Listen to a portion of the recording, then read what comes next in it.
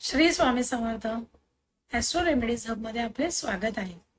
आज आपण शनीची साडेसाती म्हणजेच शनीच्या साडेसातीचा त्रास प्रत्येक राशीला कोणत्या टप्प्यात होतो ते पाहणार आहोत। साडेसातीची अडीच वर्षाचे 3 टप्पे असतात। या 3 टप्प्यांमध्ये शनीची साडेसाती कशी विभागली गेली आहे। शनीची साडेसाती म्हटलं की आपण सर्वजण भीतीने घाबरून जातो। मग आपण आपल्याला माहित असलेले किंवा कुठून तरी ऐकलेले उपाय करून पाहतो। शनी हा एकच असा ग्रह आहे की तो कोणालाही सोडत नाही।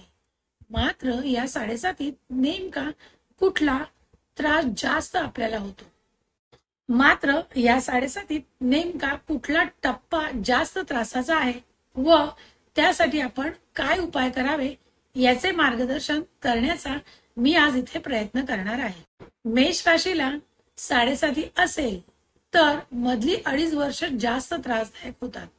या काळात द्रव्यहानी आणि मनुष्यहानी होण्याचे चान्सेस असतात।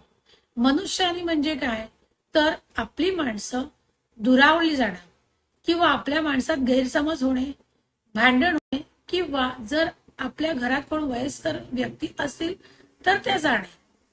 वृषभ राशीला सुरुवातीची 2.5 वर्ष जास्त त्रासदायक असतात। शरीर पीडा किंवा आर्थिक नुकसान हानी होणे अशा गोष्टी घडतात। मिथुन राशीला शेवटची 2.5 वर्ष खूप त्रासाची जातात। धंद्यात नुकसान होणे, आर्थिक हानी होणे अशा गोष्टी घडतात।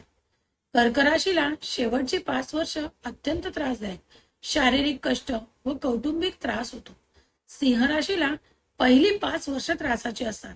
द्रव्य टंचाई व चिंता इत्यादी त्रास होऊ शकतात। मात्र पहिली 2.5 वर्ष धंद्यात लाभ देखील मिळू शकतो। कन्या राशीला पहिली 2.5 वर्ष कष्टदायक जीवन जाते व शेवटची 2.5 वर्ष सुखकारक जातात। मधली 2.5 वर्ष मध्यम स्वरूपाची असतात।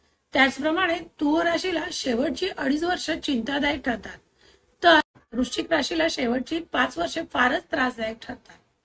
धनु राशीला पहिली 2.5 वर्ष तापदायक ठरतात, म्हणून यांनी अत्यंत सावध राहणे गरजेचे आहे।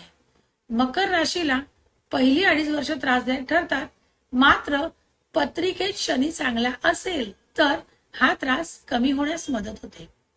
कुंभ राशीला पहिली 3 वर्ष अत्यंत चिंतादायक व नुकसानकारक ठरतात।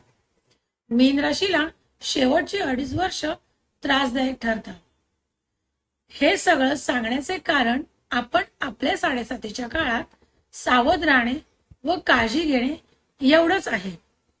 तर शनिवारचा उपवास करा।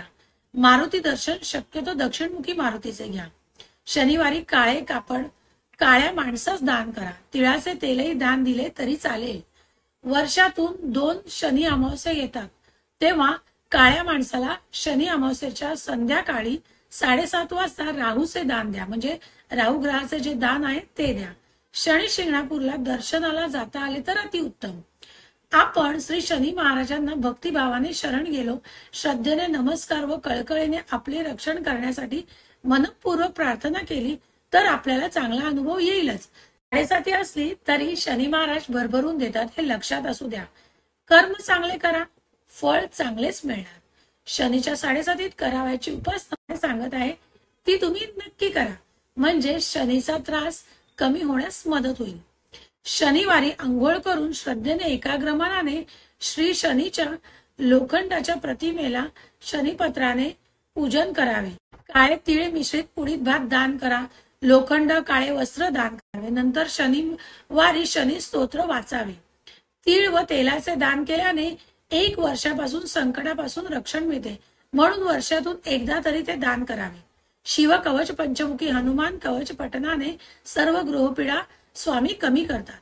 शनिदेवाला प्रसन्न करण्यासाठी रोज शिवलिंगाला काळे तीळ काळे अखंड उडीद वाहत चला। मनोकामना पूर्ण होण्यासाठी शिवलिंगावर 11 अखंड तांदूळ व्हावे। रोज पिंपळाला पाणी घालावे व काळ्या मुंग्यांना खाण्यासाठी चिमूटभर साखर झाडाखाली ठेवावे।